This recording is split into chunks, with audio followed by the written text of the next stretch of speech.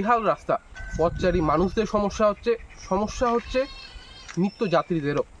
এই কালচিনির দক্ষিণ সাঁওতালি এলাকার এই সড়ক মিলিত হয় 31 নং জাতীয় সড়কে।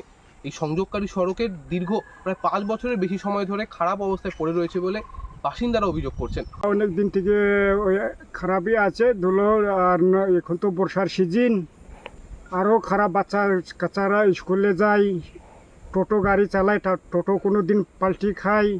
আর এই অবস্থায় যে পাথর কোনো দিন হচ্ছে না, হবে বলে পঞ্চায়েতরা প্রধানরা হচ্ছে না, পাবলিকরা এটার জন্য কত পরিশ্রম হইতেছে, চালাইতে থাকে, সমস্যা হচ্ছে।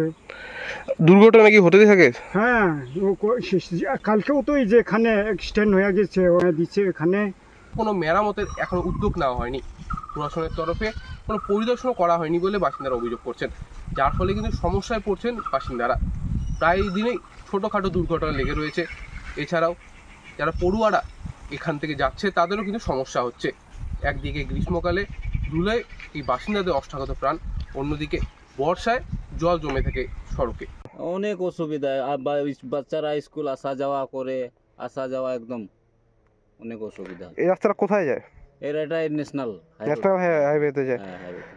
আপনি তো টোটো চালান, আপনার কিরকম কতটা সমস্যা? বাচ্চাকে স্কুল নিয়ে যায় এই রাস্তায়, কি করবো, চলতেছি। কোনো অ্যাক্সিডেন্ট দুর্ঘটনা হয়েছিল তো কয়বার, টোটো পাল্টে গেছে, বাচ্চারা অনেক ভয় করে, এরকম একদম স্লো আসতে লাগে, স্কুলের টাইমও ওভার হয়ে যায় আস্তে আস্তে করলে। কোনো জায়গায় গিয়ে থাকি, বাস আসার জন্য লেটও হয়ে যায়।